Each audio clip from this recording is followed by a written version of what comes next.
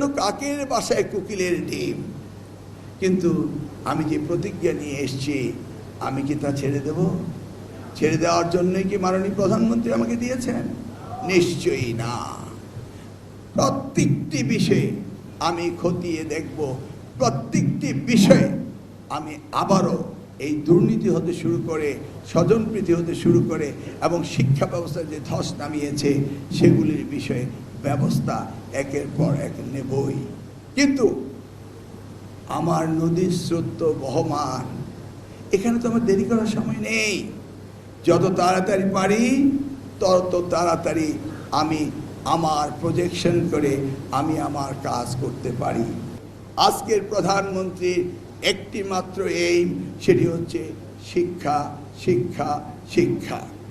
এ যাবৎ আমার 44 দিনের কর্মজীবনে প্রতিনিয়তই ওনার কাছ থেকে আদেশ আসছে কিভাবে এই শিক্ষা ব্যবস্থার মান উন্নয়ন করা যায়।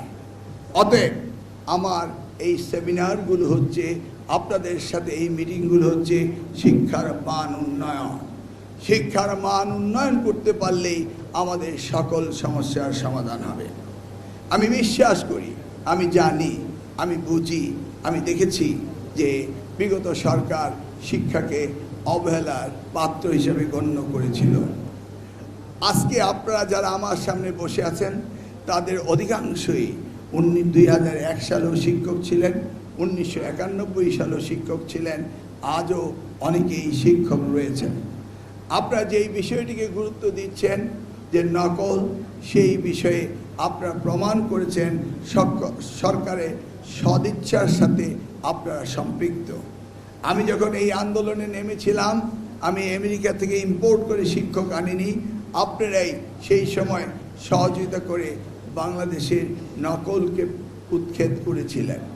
একই শিক্ষকগণ আবারও সরকার পরিবর্তন হওয়ার সাথে সাথে আবারও একই অধ্যায়ে আমরা ফিরে গিয়েছিলাম, but different mode of operation, not directly copying. এই যে ডিফারেন্ট মুড অফ অপারেশনে গিয়েছিলেন, তখন এই শিক্ষকরা নীরব ছিলেন, কারণ সরকার এই বিষয়টিকে এতটা গুরুত্ব দেয়নি।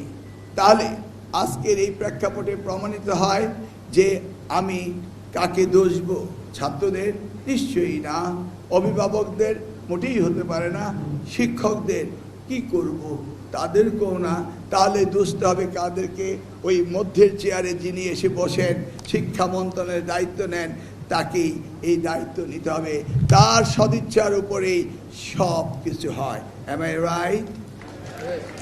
তাহলে আপনারা বুঝতে পারেন আমার ইচ্ছা আগে 2001 থেকে 2006 কি ছিল। আজকে আবার শতবার আল্লাহর কাছে প্রার্থনা করে, আমার গবেষণা করে আমি যদি আবারও শিক্ষামন্ত্রী হতে পারি, বাংলাদেশকে কোন উচ্চতায় নিয়ে যাব সেই স্বপ্নকে সামনে রেখে আল্লাহর কাছে দোয়া করেছিলাম। রহমত নাজিল হয়েছিল জনাব তারেক রহমানের, এবং তিনি আমাকে এই দায়িত্বটি দিয়েছেন। অতএব আপনাদের বুঝতে হবে, এই শিক্ষা মন্ত্রণালয় আমার একটি ইবাদতখানা, এটা আমার একটি উপাসনালয়, এটি হচ্ছে আমার সদগায়ে জারিয়া পাওয়ার জায়গা। এখান থেকে আমি চাই সদগায়ে জারিয়া নিয়ে আমার মৃত্যুর পরে যেন আমি জান্নাতুল ফেরদাউসে যেতে পারি।